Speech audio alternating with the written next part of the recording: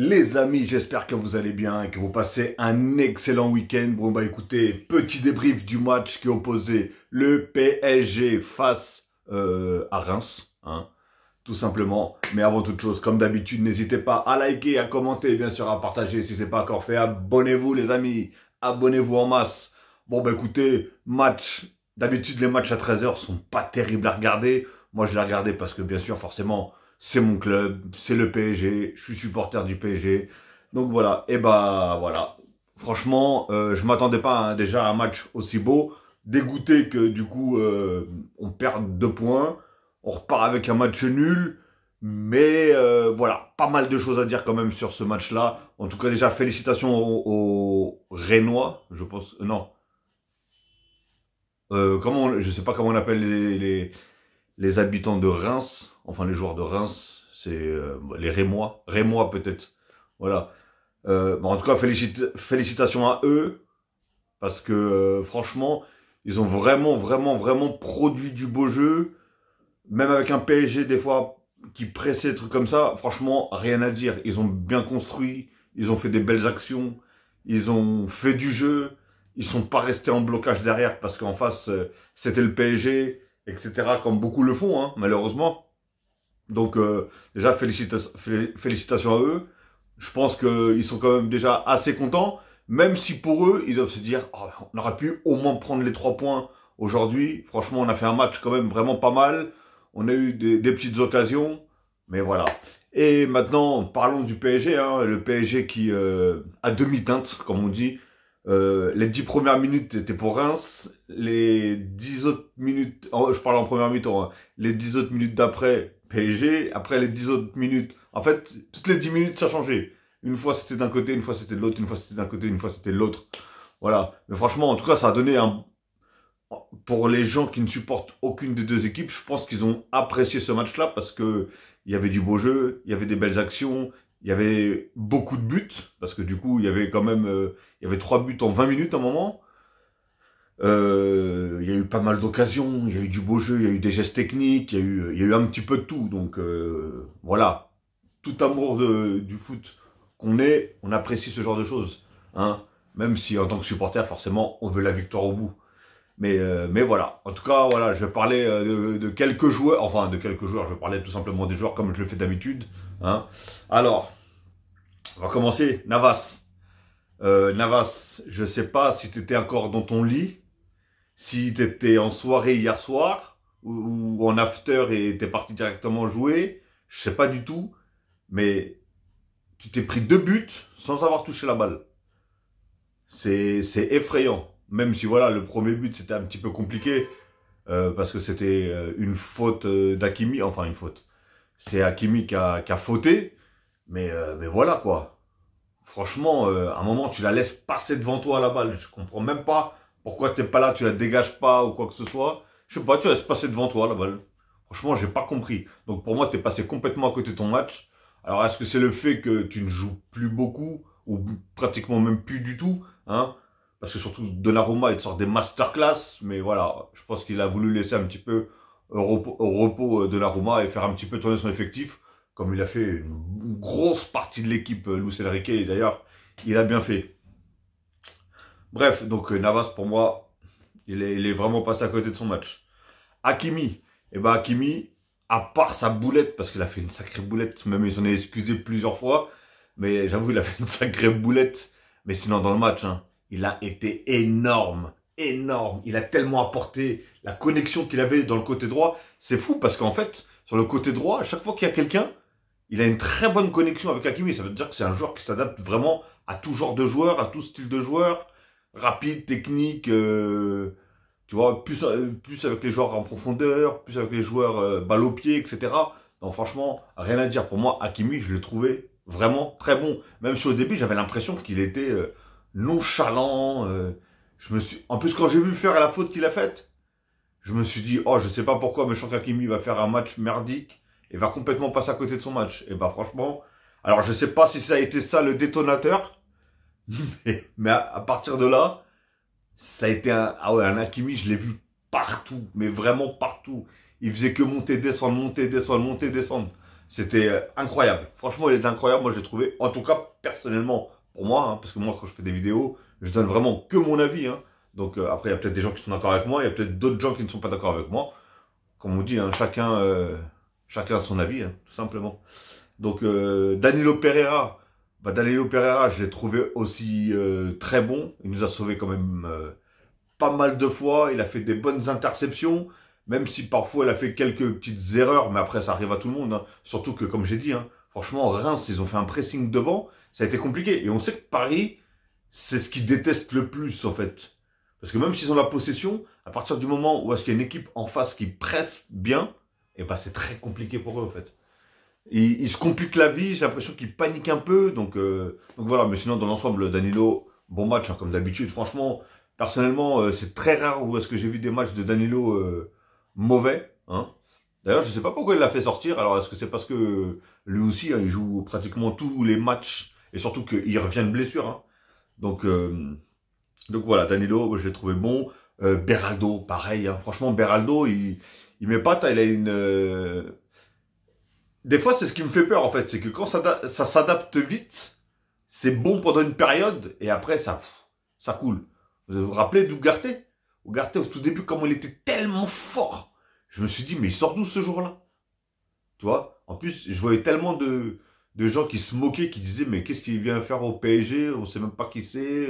Ceci, cela, ceci, cela. Le gars, il a pas parlé. C'était sur le terrain qu'il a parlé. Et franchement, et après, il a eu une baisse, une sacrée baisse de régime. Il n'arrivait plus à faire ce qu'il faisait. Et j'ai dit, voilà, je me suis dit, c'est bizarre. Il s'est tellement vite adapté qu'il a eu un sacré coup de mou qui a quand même pas mal duré. Et là, on le ressent qu'il commence à revenir vraiment à son niveau, comme on l'adore, comme on le kiffe. Hein.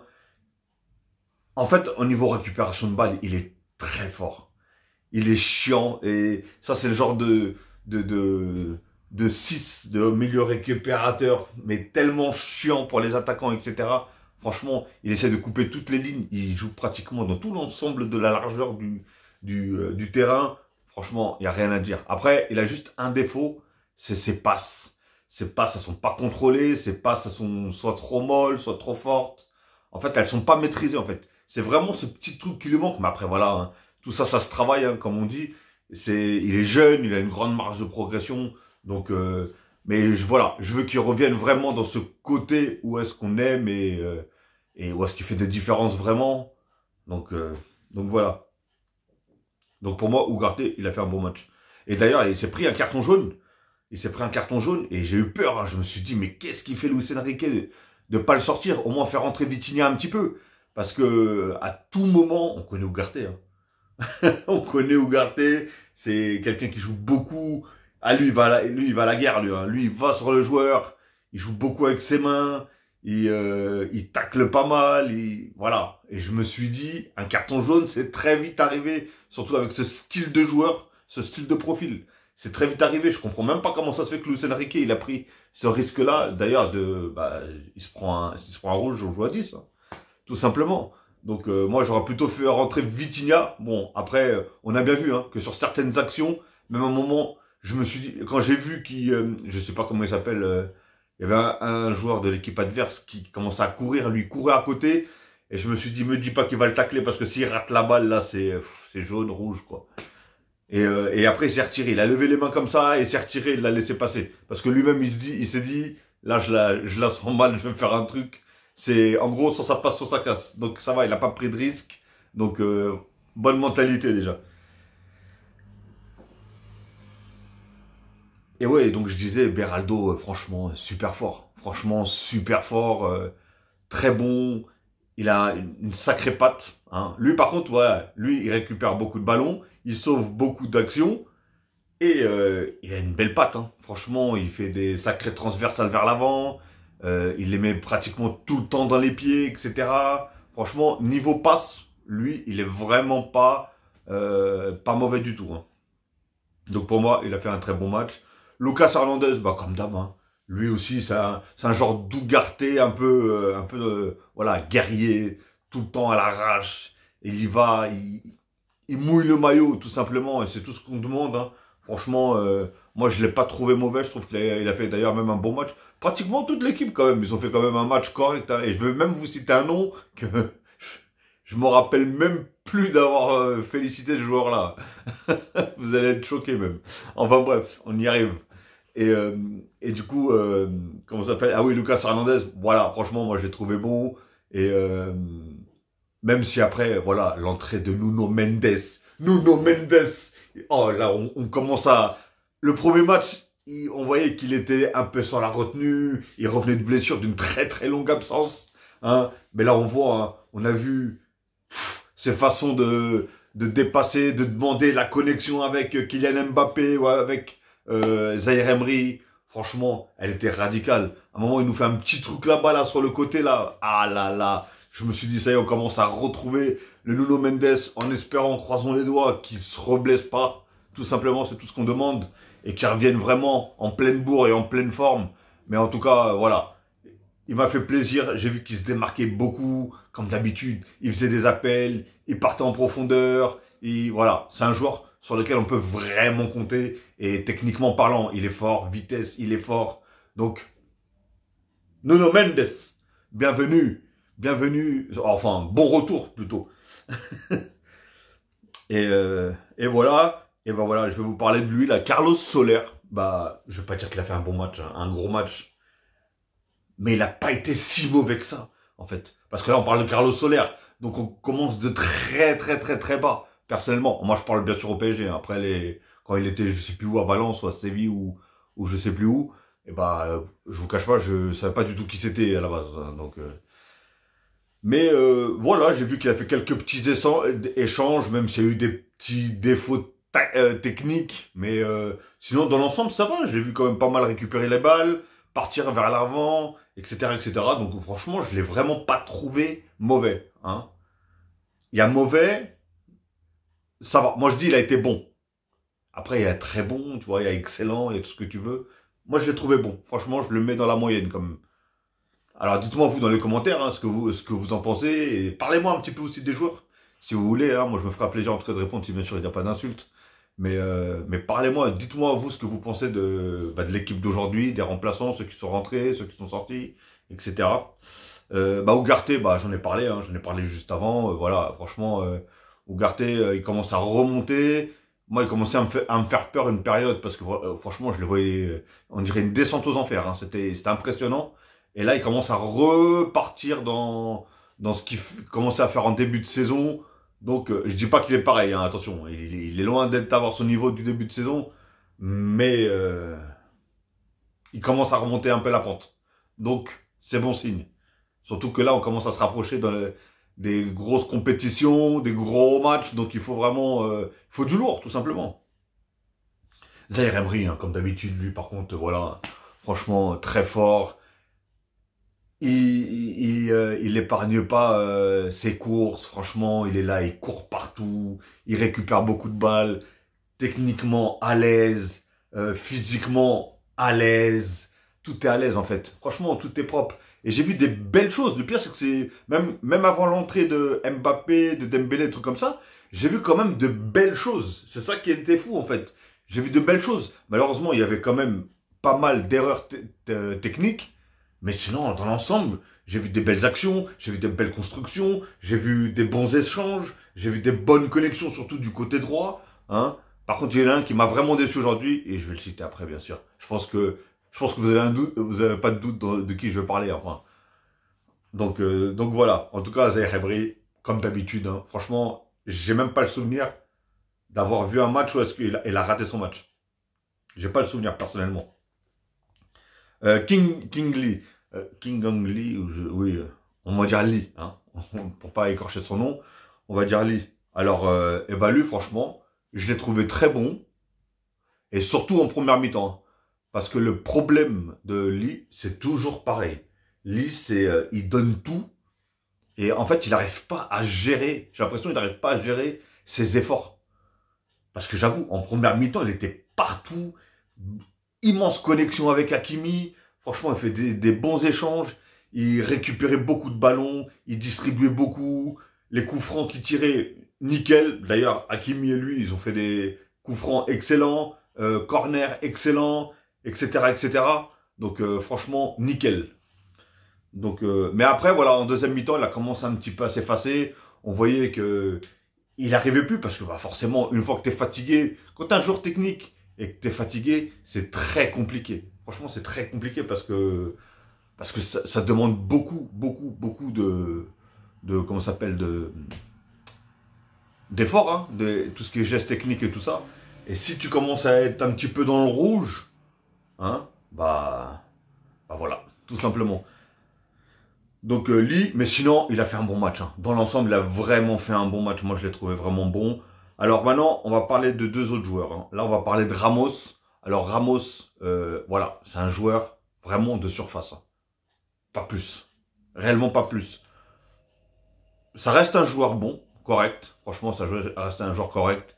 Mais très limité, personnellement. Voilà. C'est un joueur de surface. Il va toujours avoir un pied qui va traîner, une tête qui va traîner ou quoi que ce soit. Mais j'ai du mal à le trouver en fait. Alors c'est vrai qu'il joue pas énormément, il n'a pas beaucoup de temps de jeu. Mais là j'ai vu entre ses qualités et ses défauts, voilà, j'ai vu énormément de défauts aujourd'hui. Hein. Par exemple, il n'arrive pas à contrôler une balle. Ses passes, elles sont horribles. Franchement, ses contrôles sont horribles. La grande majorité des choses sont horribles en fait. Par contre, c'est quelqu'un qui, voilà, il a un gros volume de jeu, il court beaucoup, hein. Il essaie d'empêcher les relances de la défense. Mais comme j'ai dit, franchement, comment t'es professionnel, on t'achète 90 millions, t'es pas foutu de faire un contrôle, mec. Franchement, c'est aberrant, comme on dit, c'est aberrant. Et pourtant, je l'avais vu quand l'année, bah, c'était en Coupe du Monde, je crois. C'est en Coupe du Monde quand il remplace Cristiano Ronaldo avec le Portugal. Je me dis, le gars, franchement, il est bon, il marque beaucoup, il est précis, etc., etc. Alors là, je sais pas. Je sais pas si c'est faute de manque de jeu, ou faute de confiance, ou manque de confiance, ou je sais pas ce qui lui arrive. Mais franchement, dans ce match-là, comme j'ai dit, il a été bon, mais dès qu'on lui met une balle, ou est-ce qu'il doit faire un contrôle pour essayer de frapper, et ben tous ces contrôles, soit ils vont trop loin, soit ils sont trop poussés, soit elles montent en l'air. Les contrôles, ils sont à aucun moment le contrôle il est contrôlé, tout simplement. Donc voilà. Franchement, je suis mitigé vraiment sur ce joueur-là. Ça peut être un bon attaquant, mais il sera très limité. Franchement, très limité. Pour moi, ça sera pas un Suarez, par exemple, ou ça sera pas un Cavani, ou ça sera pas, voilà.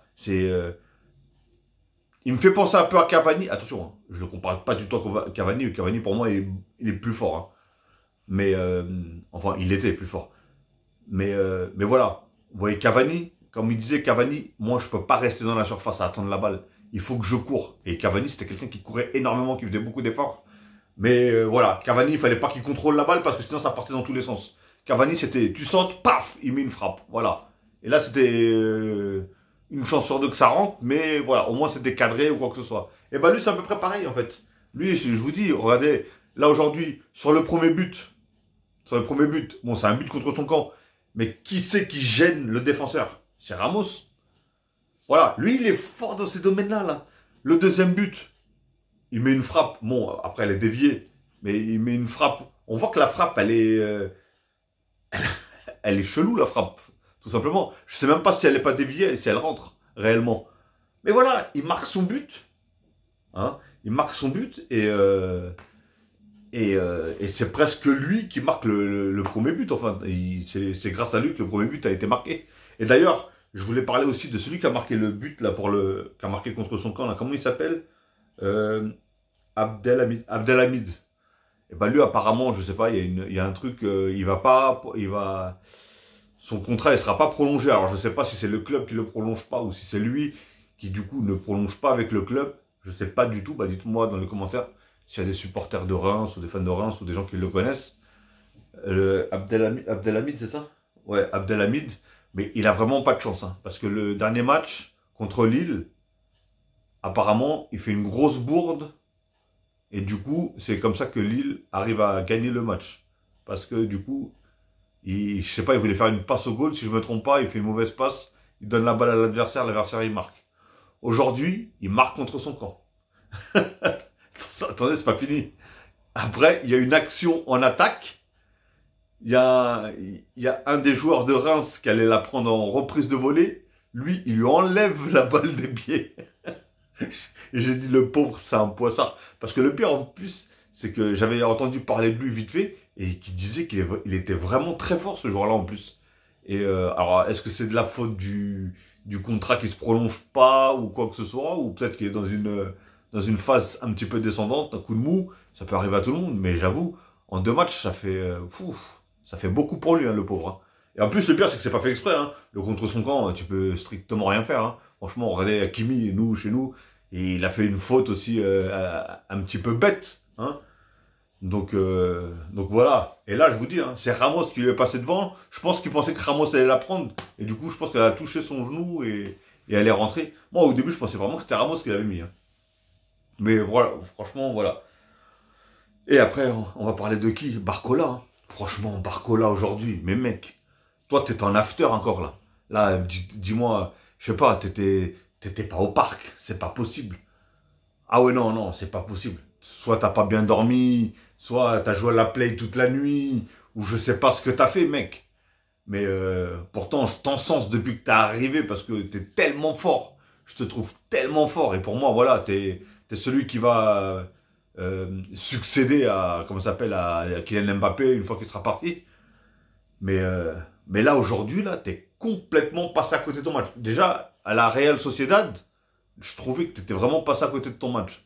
Mais alors là, aujourd'hui, là, t'avais la chance, parce que du coup, il n'y avait même pas Kylian Mbappé pour te subtiliser les ballons ou de venir jouer à ta place. Et là, t'as réussi à faire aucune différence. Aucun dribble qui est passé, aucun ballon en profondeur qui est passé, rien. Franchement, rien. Même toi, à un moment, je sentais que tu étais en train de bouillonner parce que rien ne passait. Tu réussissais rien, même les dribbles, rien. Franchement, c'était le néant total. Et heureusement que du coup, bah, il t'a changé, hein, il t'a fait rentrer Kolo Muani, qui, d'ailleurs, Kolo Muani, il a dû toucher 2-3 ballons, mais il a fait quelque chose de bien avec les 2-3 ballons. À un moment, il a fait une feinte avec un contrôle, je sais même pas s'il a fait exprès ou pas, mais en tout cas, c'était magnifique. Et, euh, et voilà, après, les entrées de Dembélé, Mbappé, Kolo Muani, franchement, on a vu que ça fait du bien. Ces 3 joueurs, vitesse, beaucoup de technique, etc. Même si on a compris que forcément, ça allait jouer du côté droit. Hein. Hakimi, Dembélé. D'ailleurs, j'ai pas compris. Je sais pas si Luis Enrique il a voulu mettre Mbappé dans l'axe ou est-ce qu'il l'avait mis à gauche. Moi, je pensais qu'il allait faire rentrer Kolo Muani plus dans l'axe et du coup Mbappé plus à gauche. Mais non, même pas. Je voyais toujours. Enfin, après, je sais pas comment il s'était placé, mais je voyais plus Mbappé dans l'axe que Kolo Muani. Mais voilà, on voyait que même là, j'ai même vu Kylian Mbappé qui s'est carrément lâché. Bon, lui, il voulait vraiment marquer. Hein. Il était prêt à tirer dans toutes les positions, à n'importe quelle distance. Il voulait marquer. Franchement, il a mis de belles frappes. Malheureusement, une qui allait en lucarne, elle n'était pas cadrée. Il y en avait une autre, c'était quoi? La retournée. Ah, si celle-là, il la met, la retournée. Mais je crois que c'est la première fois que depuis qu'il est au PSG, hein, ça fait quand même 6 ans, je crois, je me trompe pas, c'est la première fois que je vois faire ce genre de geste-là. Je me suis dit, ah ouais, là, il est en roue libre. Le gars, il s'est dit, là, il me reste une demi-saison, même pas. Là, on y va. En roue libre, c'est retourner, bicyclette, tout ce que tu veux. Non, franchement, moi, écoute, ça fait plaisir, en tout cas.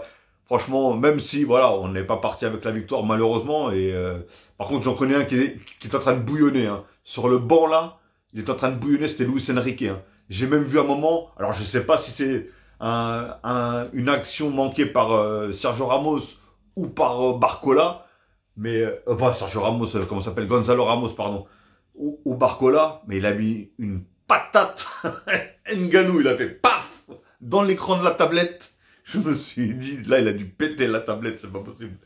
Ah, et en plus, bon, je ne dirais pas ce qui a été dit, hein, mais P-U-T-A, hein, et je vous épargne ce qu'il a dit avant, hein. Tout simplement.